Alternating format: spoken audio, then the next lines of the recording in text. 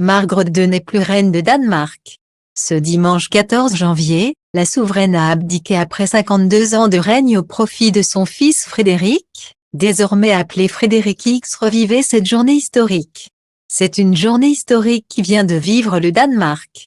Ce dimanche 14 janvier, la reine Margrethe II de Danemark a abdiqué après 52 ans de règne au profit de son fils aîné Frédéric. Sur la façade de l'ambassade de France à Copenhague, un hommage a d'ailleurs été rendu à la souveraine. Sur le bâtiment, un panneau sur lequel on pouvait lire merci avait été affiché.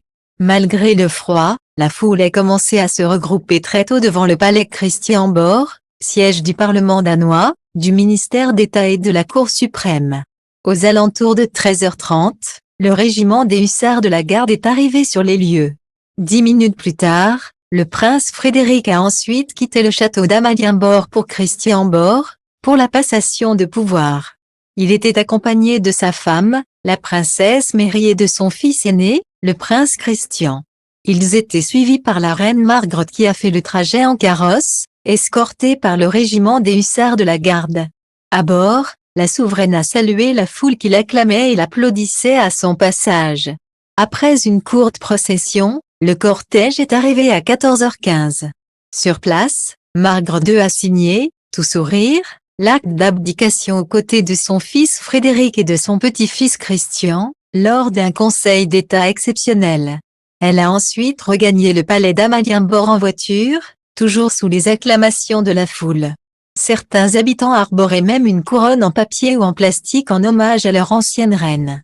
Par la suite, une réception au palais de Christiansborg a ensuite été organisée par Frédéric et Mary où seules les personnalités invitées pouvaient y assister. C'est à 15h pile que le fils aîné de Margrethe II a fait son apparition au balcon. Ému et les larmes aux yeux, il a salué chaleureusement la foule avant d'être rejoint par la première ministre danoise, Mette Frederiksen qu'il a officiellement proclamé roi de Danemark, sans toutefois être couronné. Le nouveau souverain a ensuite prononcé un discours dans lequel il a indiqué sa devise qui n'est autre que celle de sa mère, l'aide de Dieu, l'amour du peuple, la force du Danemark. Puis, c'était au tour de son épouse Mary de faire son apparition. Le couple royal a échangé un tendre baiser avant d'être rejoint par leurs 4 enfants, Christian, Isabella, Vincent et Joséphine.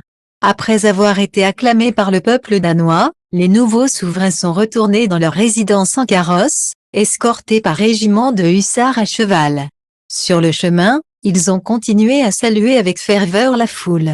Depuis le palais d'Amalienborg, le nouveau roi a fait une autre apparition depuis le balcon aux côtés de son épouse Mary et de leurs enfants. Enfin, à 17h, les drapeaux royaux seront ensuite transférés du palais de Christian IX où réside Margrethe II au palais de Frédéric VI à Amalienborg, où vit le nouveau couple royal.